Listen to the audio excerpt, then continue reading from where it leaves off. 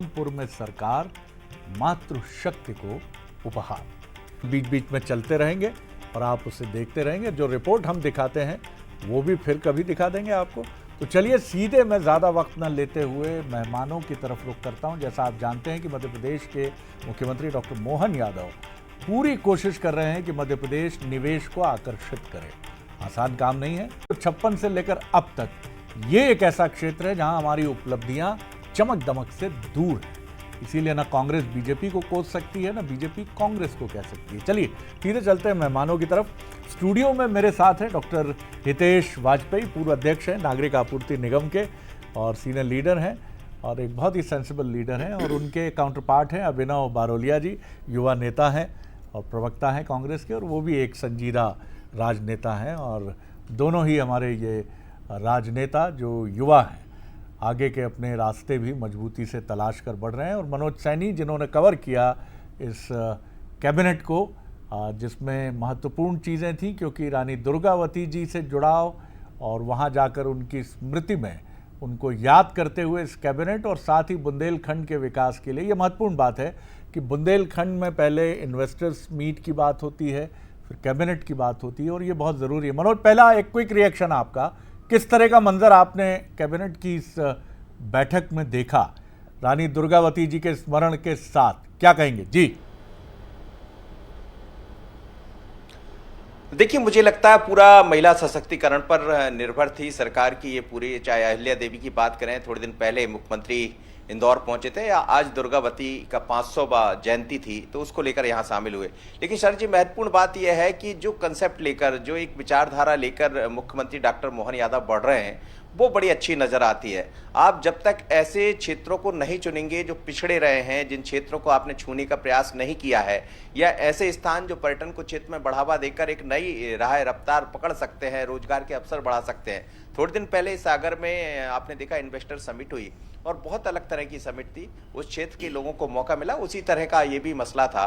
रानी दुर्गावती का इतिहास तो हम सभी जानते हैं, और उसी इतिहास को आगे बढ़ाने के लिए उन जैसी और भी जो शौर्य गाथाएं लोगों की रही है इस क्षेत्र के, उनको आगे बढ़ाने के लिए मुख्यमंत्री ने कदम बढ़ाए हैं। इससे दो चीज़ें होंगी, एक तो ये कि इस क्षेत्र का विकास तो होगा ही, लेकिन पर्यटन के नए द्वार खुल जाएंगे। जैसे किले का जीर्णोद्धार होना है तो स्वाभाविक रूप से लोग देखना चाहते हैं। रानी दुर्गावती के नाम पर ही नया एक टाइगर रिजर्व शुरू हो गया, वो देख भी रहा था मैं आज। लेकिन जब किसी विकास की आप रफ्तार को पकड़ते हैं तो नए सड़क निर्माण होते हैं, कामों का मौका मिलता है। तो मुझे लगता है बहुत अच्छा सरकार का ये कंसेप्ट नजर आया। लेकिन यदि रानी दुर्गावती के इतिहास को हम पढ़ते हैं तो उन्होंने बहुत ऐसे काम किए थे, चाहे जल संरचनाओं की बात हो, एक दूसरे को मिलाने की बात हो, तो ऐसी चीजों पर भी मुझे लगता है सरकार को थोड़ा सा विचार करना पड़ेगा जी। निश्चित नवाचार जरूरी है, और पर्यटन एक बहुत बड़ा इशू है कि आप उससे रेवेन्यू भी आकर्षित कर सकते हैं अपनी तरफ, पर्यटक आकर्षित कर सकते हैं, क्योंकि 140 करोड़ की आबादी वाले इस देश को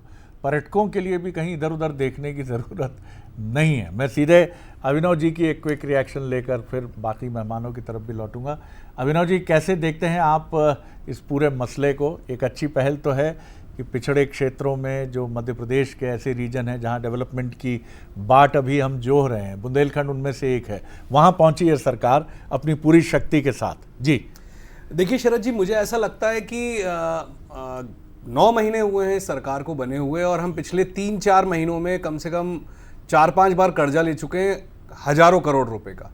और मुझे नहीं लगता है कि इतनी विपरीत परिस्थिति में ये सरकार चल रही है, क्योंकि हर वर्ग परेशान है। लगातार आप देखेंगे कि सड़कों की हालत बहुत ख़राब है, उसको लेकर भी आज सरकार ने आदेश दिया कि अधिकारियों ने क्या ऐसा किया कि पूरे गुणवत्ता उसकी खराब निकली। और सुरक्षा की बात ले लें, ऐसे तमाम मुद्दे हैं जो हम भोपाल में भी, हमारे पास एनेक्जर है और पैसों की बचत के हिसाब से हम देखते हैं। आज जो हमने वहाँ पे देखा कि बहुत सारे लोगों को बुलाया गया, वहाँ मीटिंग हुई, तो ये एक अननेसेसरी का जो खर्चा जो हुआ है वो एक बहुत बड़ी बात है। लेकिन उसके बाद हम देखें तो जो वादे थे इस मीटिंग में, मुझे नहीं लगा कि कोई ऐसे जो एक जो इनका वचन पत्र जो लेके आए थे, ये पूरा रिपोर्ट कार्ड बना के लाए थे कि हम ये वादे पूरे करेंगे, हम किसानों को MSP देंगे, हम रोजगार युवाओं को देंगे, हम महंगाई कम करेंगे, तमाम वादे, तो एक भी वादे पर ऐसी कुछ बात देखने को नहीं मिली है कैबिनेट की मीटिंग में। तो मुझे ऐसा लगता है कि चारों तरफ से हम जिस तरीके से अभी मध्य प्रदेश जूझ रहा है, कई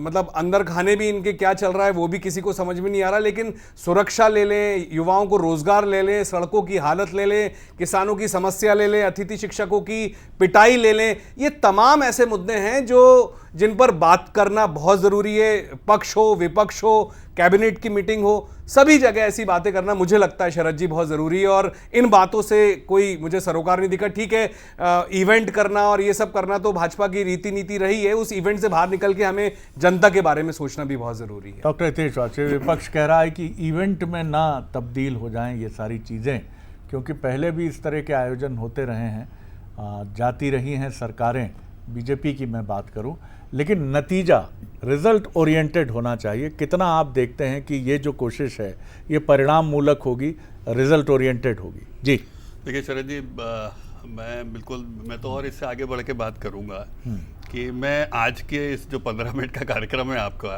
इसको बहस में नहीं डालना चाहता हूं और दर्शकों को इससे बचाना चाहता हूं, और वाकई में बताना चाहता हूं अभिनव भाई को सामने रखते हुए कि आखिर हमने किया क्या। तो एक तो सबसे बड़ा, मैं आज सोच रहा था शरद जी कि पीएससी का एक सवाल डॉक्टर मोहन यादव जी ने ओपन कर दिया, उसका जवाब कि रानी दुर्गावती जो थी उनकी पहली राजधानी कहाँ थी, तो वो संग्रामपुर थी। सभी जो युवा हैं मेरे, वो इस बात को रट ले, कोई आश्चर्य की बात नहीं कि जनरल स्टडीज के क्वेश्चन में इस बार ये सवाल आ जाए, क्योंकि मध्य प्रदेश के जो खास तौर से मिडिवल इंडिया के, जो मॉडर्न इंडिया से पहले के जो हिस्ट्री है उसमें ये नाम बहुत महत्वपूर्ण है, जिसमें रानी दुर्गावती का नाम आप सब जानते हैं, हमने बहुत पढ़ा, बहुत महत्वपूर्ण है। और मेरे खुद के लिए ये शायद ये सवाल यदि आया होता मेरे सामने शरद जी, मैं इसको गलत मार्क करके आता। तो संग्रामपुर वो स्थान है शरद जी जहाँ 500वीं जयंती का कार्यक्रम संपन्न हुआ, तो हमारे लिए बहुत महत्वपूर्ण था। ये छोटी चीज़ नहीं थी। आप सोचिएगा कि उनका तप, उनकी तपस्या, उसको समर्पित ये कार्यक्रम ज़्यादा था। फिर हमने इसको कैसे रखा, तो वहाँ पर एक बड़ा निर्णय हुआ, जो मदन महल का किला उनको एक समर्पित उनका स्थान माना जाता है, वहाँ 100 करोड़ का संग्रहालय बनेगा। इसका आज वहाँ पर निर्णय हुआ। तो आप सोचिएगा कि जबलपुर जैसे स्थान को कितनी बड़ी एक धरोहर के रूप में हम उसको डेवलप करने वाले हैं। इसके अलावा डिलीवरेबल तो मैं सीधे बता सकता हूँ कि 1574 करोड़ रुपए, 1.29 करोड़ जो हमारी लाडली बहनें हैं उनको दिया गया, 24 लाख महिलाओं को रिफिल सिलेंडर की 450 की जो हम बात करते हैं राशि दी गई। तो ये तो हमारे रूटीन 2-3 हज़ार करोड़ के तो रूटीन एक्सपेंडिचर ऐसे ही है जो वहाँ हुए हैं।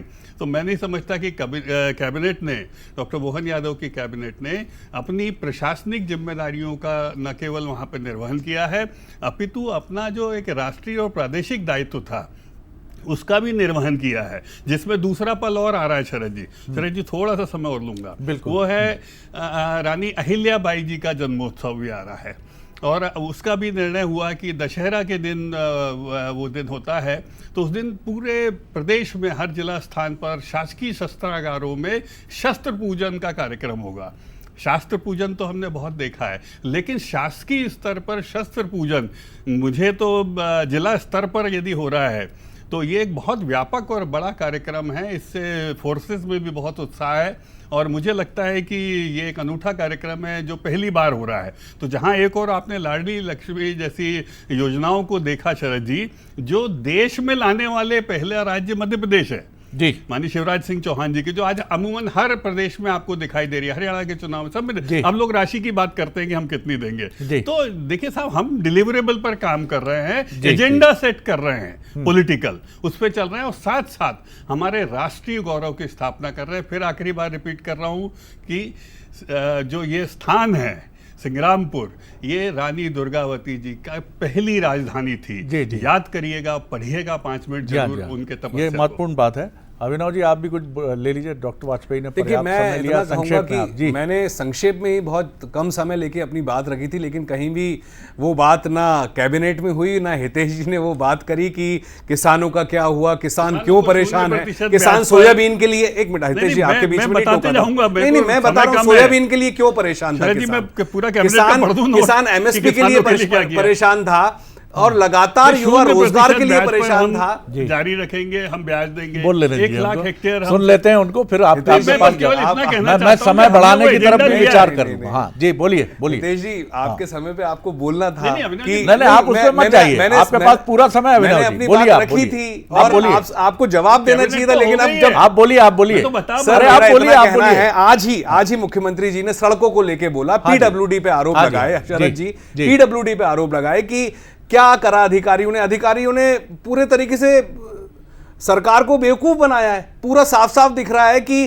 किस तरीके से सरकार को बताया गया कि ये सड़कें बन गई, गुणवत्ता नहीं थी। तो इतना बड़ा घोटाला, फिर वही घोटाला, उस घोटाले पे बात नहीं करी चलिए, हितेश जी आपने ने। कहीं कोई एक मिनट रिपोर्ट सर, मैं कराई बोल दूं मेरे 2-3 आप घोटाला पॉइंट। बोल रहे हैं आपने भी इसलिए। इतने सारी बातें करी हैं सर, मैं सिर्फ इतना कहना चाहूंगा, युवाओं को रोजगार की बात आपके घोषणा पत्र में थी, वो भी नहीं करी आपने। किसानों की बात नहीं करी, सुरक्षा की सबसे बड़ी बात, दूसरे राउंड की तरफ सुरक्षा की, रोज रेप जी, हो रहे हैं। जी, आज ही रिपोर्ट जी। सितंबर की आई है, किस तरीके से सब स्थिति, रेप की बात कर रहा हूं बच्चियों के साथ। 11 अक्टूबर तक क्या किया जा रहा है आपको पता है?